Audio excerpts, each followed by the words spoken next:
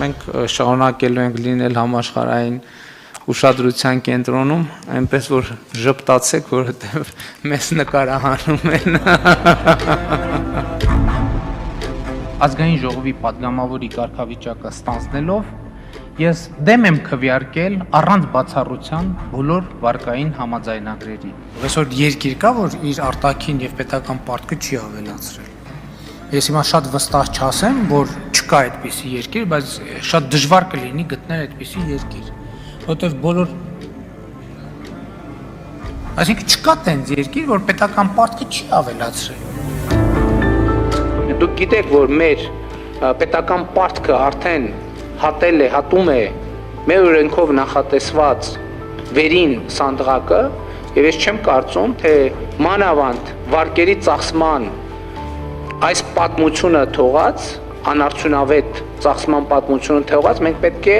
նոր վարկեր ներգրավենք։ Ասում են, վայ, Հայաստանի պետական պարտքը դարձել է, չգիտեմ, ինչ որ 7 միլիարդ, հա, ինչքան կամ քանի միլիարդ է դարձել ընդհանուր։ Այս տարեվերջին 10-ից մի քիչ բարձրացել են։ 10 միլիարդ եւ այլն։ Այդ թիվը էական չի։ Էականը թե հնայի նկատմամբ պետական պարտքը ինչ ծավալակազմ, որովհետեւ պարզ լինի, ասեմ, ենթադրենք,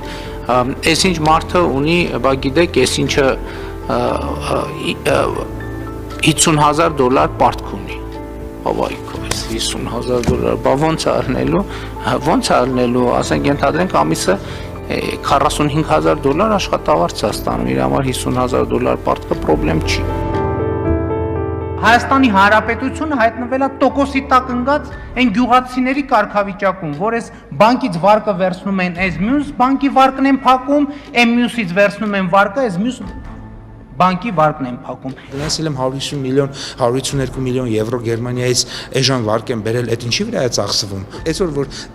մեզ շատ փող տան, բերենք մեր մյուս պարտքերը փակենք, ահագին մեր ծանրաբեռնվածությունը կիշտի, ինքը պատկերացրեք, ոնց որ հիմա դուք ունենաք 10 միլիոն դրամ վարկ, ասենք 20%-ով, ահա, հիմա մեկը ձեզ օրինակ տա եւս 10 միլիոն դրամ, բայց 10%-ով, չեք վերցնի, տանեք այն փակեք։